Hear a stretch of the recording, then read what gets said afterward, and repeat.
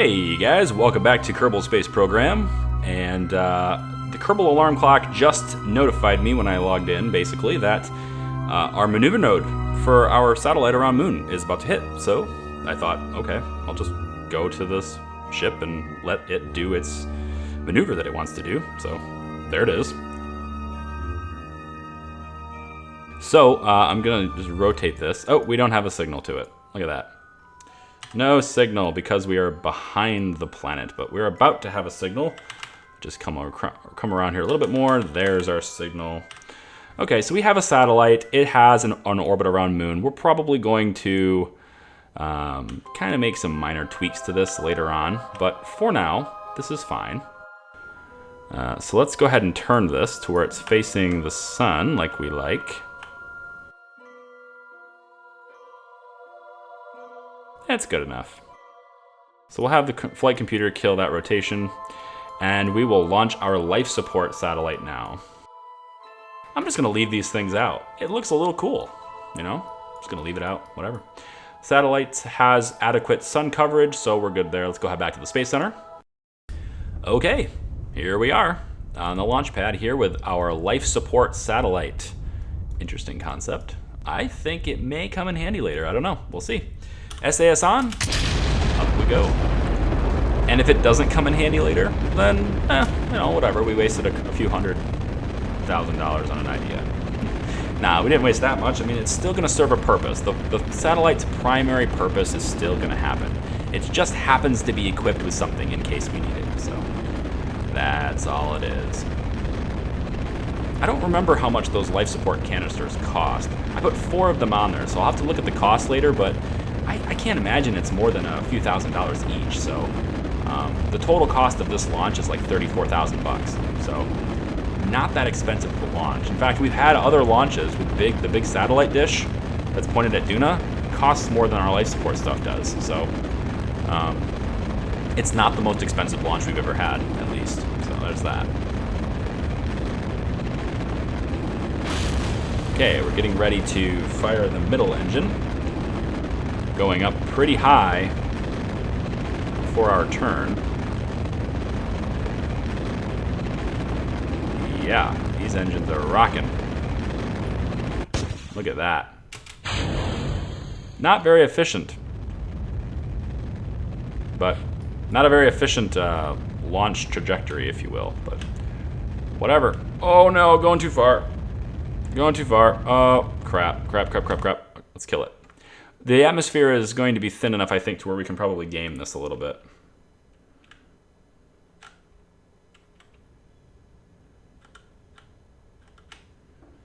Oh, and we're good.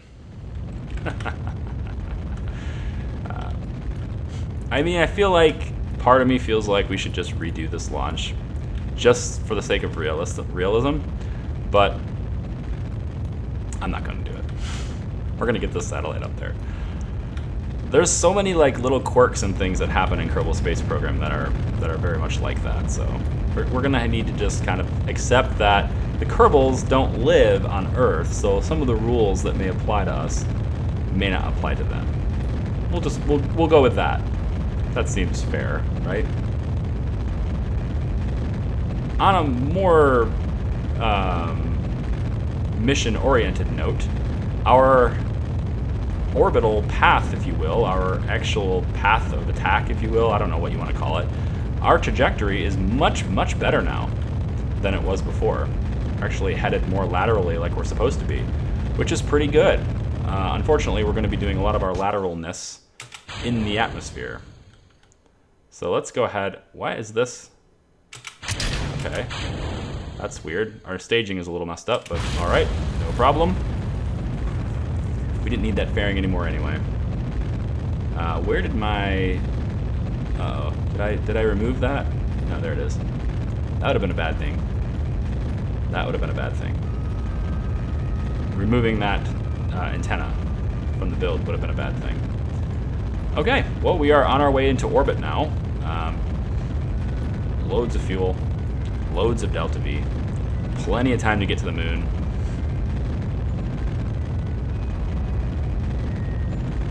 And we are doing pretty well.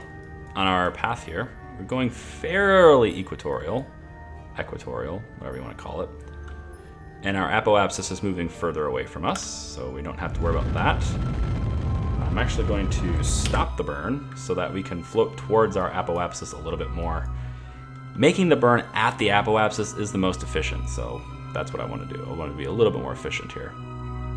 And right about now we get to where we're pretty much on our apoapsis. So let's go ahead and get ourselves prograde. And I'm saying that because we're at 88 something here, and look, this is our apoapsis, is 88,376. So right about now we're going to start falling.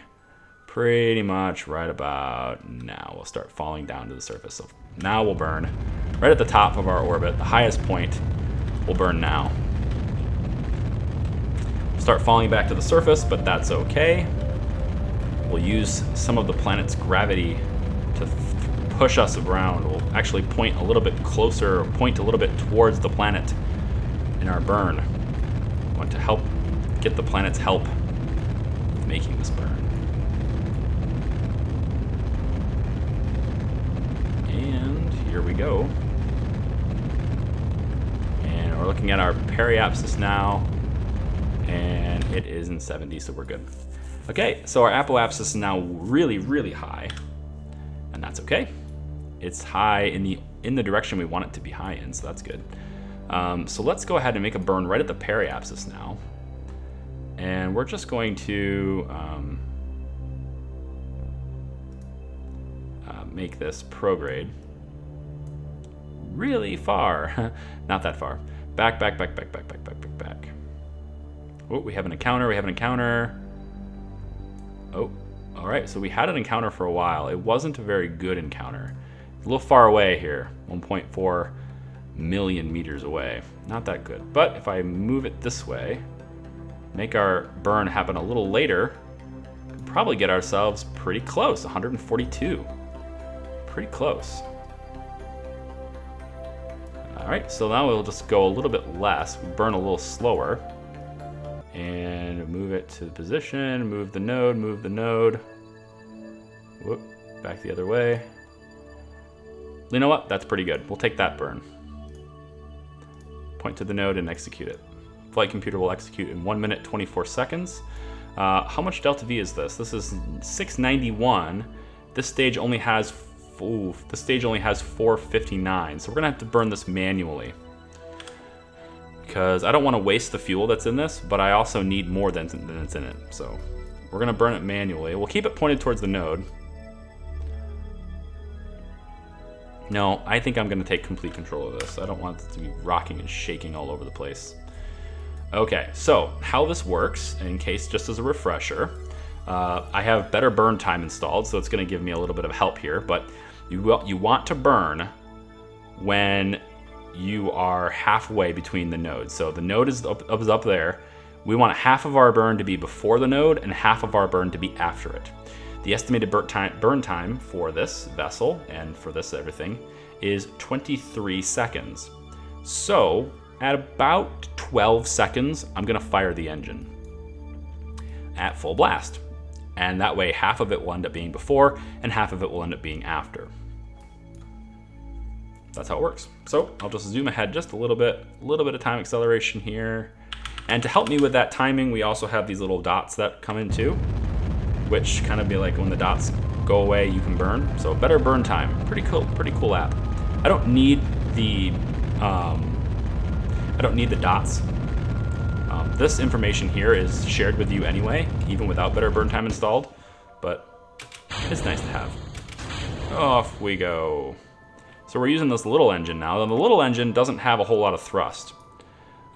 So it's not going to move quite as fast, but we see that we're still getting the movements that we need.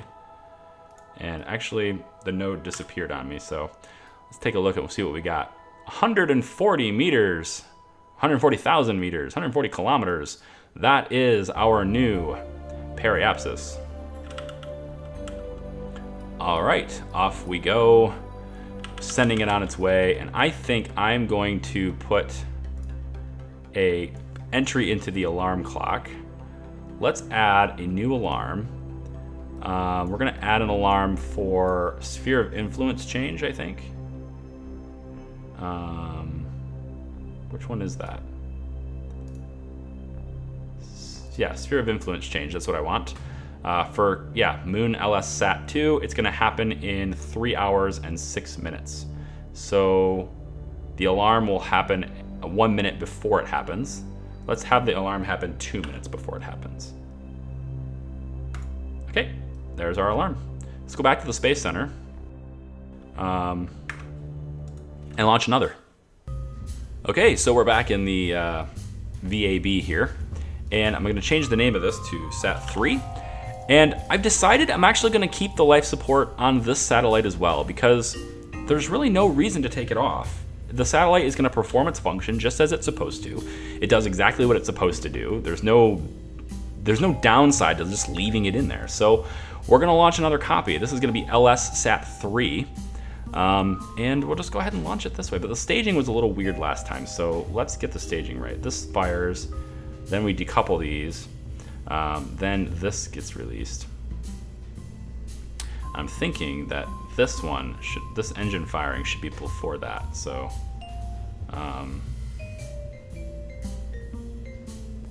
no, this needs to decouple first though before the engine fires, so we'll get that done. Let's move this up here. Yeah, now let's also, should I just put a whole bunch of thrust on this? I feel like, let's bring the thrust down on these a little bit. We don't need it to go quite so fast. Okay, that's what we're gonna do. Save this satellite and launch. Okay, look at the sky. Isn't that nice? Oh yeah, the colors are so realistic. So realistic. Okay, here we go. SAS on. Off we go. The thrust to weight ratio here is a little bit lower because I limited the thrust of these SRBs. The hope is that we don't go quite so high before I have to eject these. And that looks like it's going to be the case because it's accelerating much, much slower now. Which is, I guess, okay. I don't have a problem with that.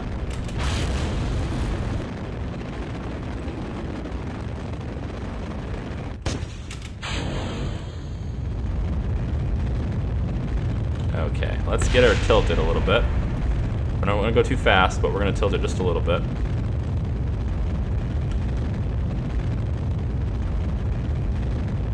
Got some side slip happening.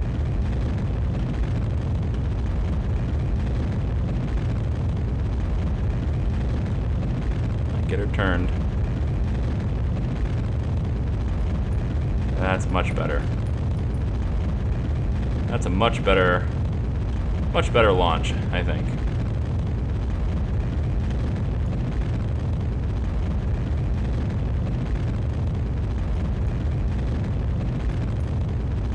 Okay, let's kill the engine. We'll coast ourselves up a little bit. Oh, you know what? We don't have all that much delta V left, so we'll do that. We'll do this now. Okay, now we'll kill this engine. There we go. We got that engine on. All right, so now we can just get rid of the fairing and get our communitron up. There we go. We can extend our solar panels so we don't forget that. And we'll just coast to our apoapsis, which is about 88. And let's see about doing a maneuver here. If I wanted to bring my maneuver like that, when do I burn? Pretty much very soon I burn. Now. So that's a good timing. Good time to burn there. We don't need far open anymore. We're not in the atmosphere. Aerospace research means aero, meaning air, meaning not in space, but in an atmosphere. Oh, you know what I forgot to do? which I'm gonna have to do pretty soon, I forgot to open these antennas, these dishes. I forgot to open these dishes for that other satellite.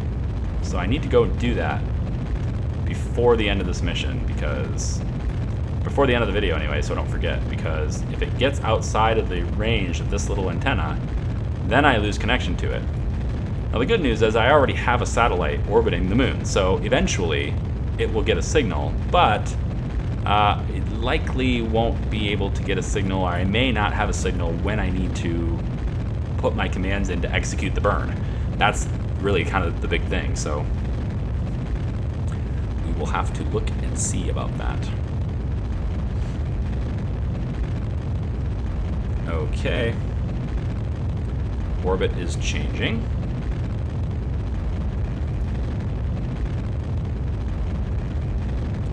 And whoop, there we go, we're in space. Okay, we have a much more circular orbit this time, which is good. So let's get ourselves ready to go to the moon. We can delete the node. And let's get ourselves set up at the, where's the moon? Over there. So looks like this one's burn is basically here. So if I make a node here, push this out, I might be able to get the exact same window. Oop. That's an encounter, but it's not a very good one. Pretty much the same window. Yep. So we'll do the same thing.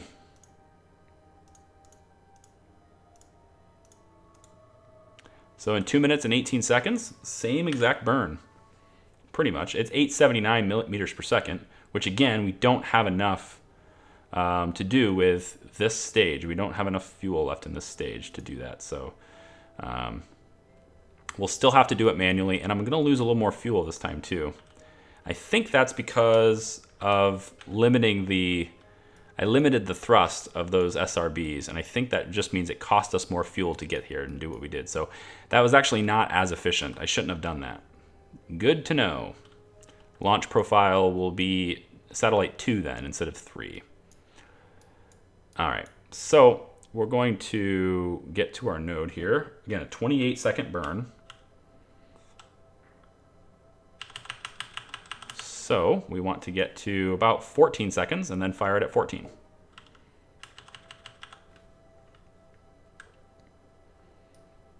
Here we go. I'm actually going to fire it a little bit before that because we're going to have a stage.